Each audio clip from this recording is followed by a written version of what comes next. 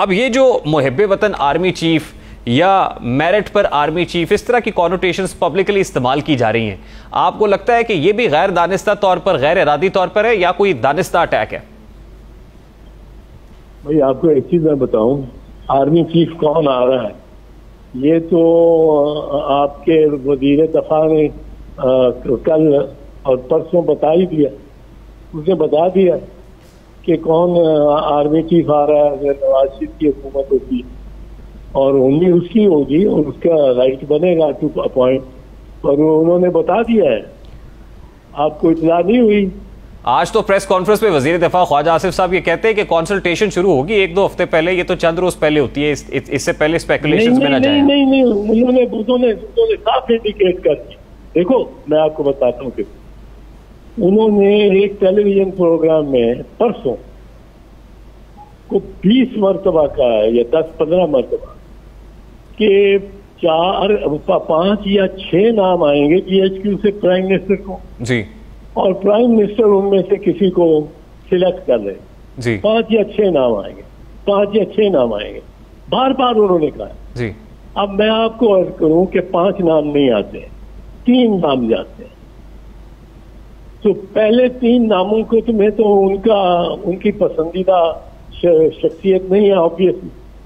चौथा नाम है जो जनरल उनको अगेन नापसंदीदा है।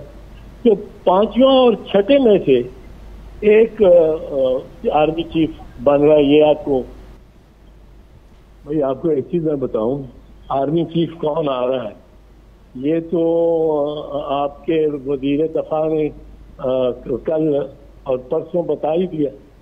उसने बता दिया कि कौन आर्मी चीफ आ रहा है अगर नवाज शरीफ की हुकूमत होगी, और उम्मीद उसकी होगी और उसका राइट बनेगा टू अपॉइंट, पर उन्होंने बता दिया है। आपको इतला नहीं हुई? आज तो प्रेस कॉन्फ्रेंस में वजीर दफा ख्वाजा आसिफ साहब ये कहते हैं कि कंसल्टेशन शुरू होगी 1-2 हफ्ते पहले। ये तो चंद रोज पहले होती है, इससे पहले स्पेकुलेशंस में ना जाएं। नहीं, उन्होंने साफ इंडिकेट कर दी।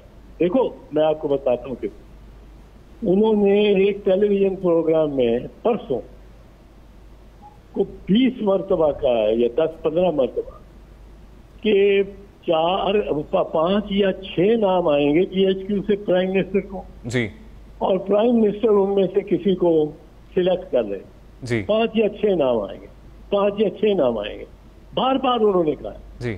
अब मैं आपको अर्ज करूं कि 5 नाम नहीं आते, 3 नाम जाते हैं। तो पहले 3 नामों को तुम्हें तो उनकी पसंदीदा शख्सियत नहीं है ऑब्वियसली।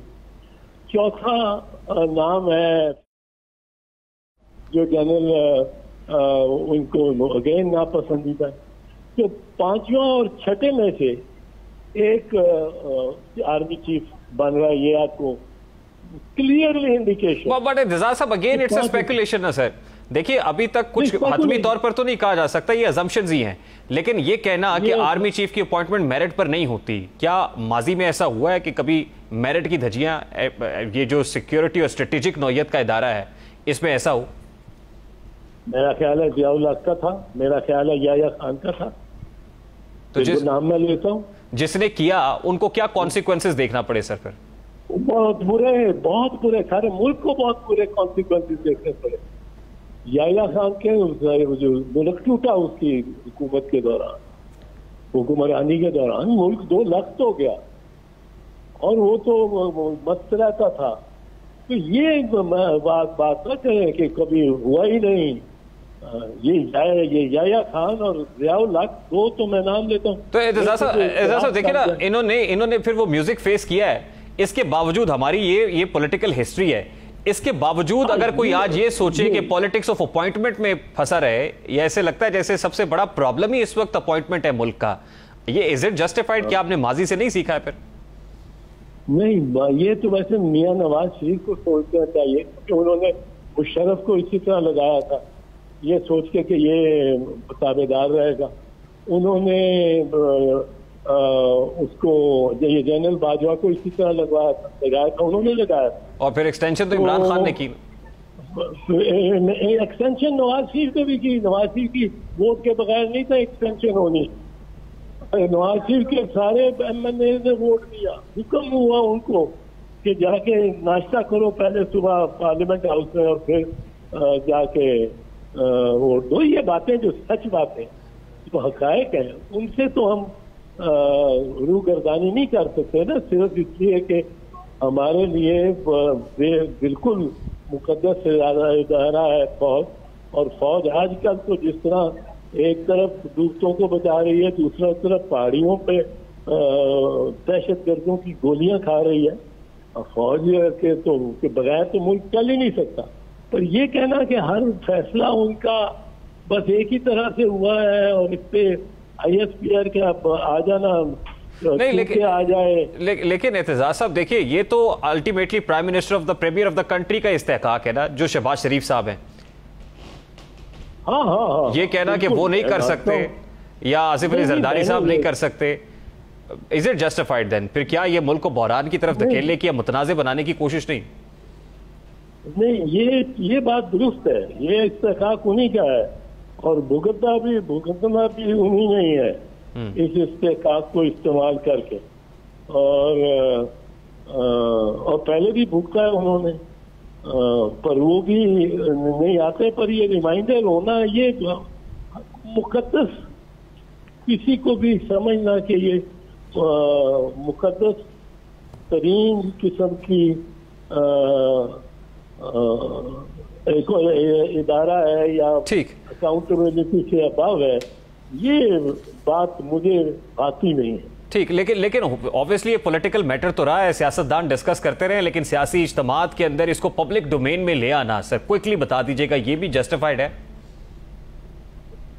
पब्लिक डोमेन में तो वो भी ला रहा है आपका वजीर दिफा।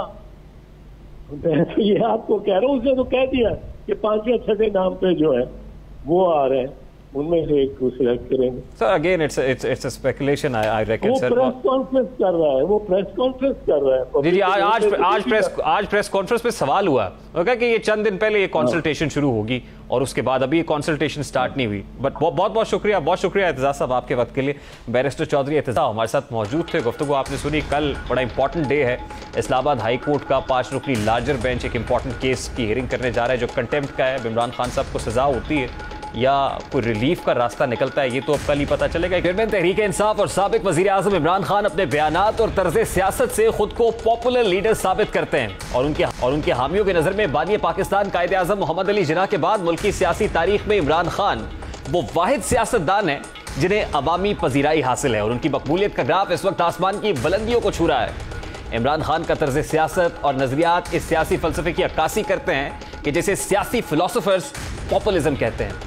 सबसे पहले हम आपको बताते हैं कि पॉपुलिज्म और पॉपुलिस्ट रहनुमा किन खुसूसियात के हामिल होते हैं।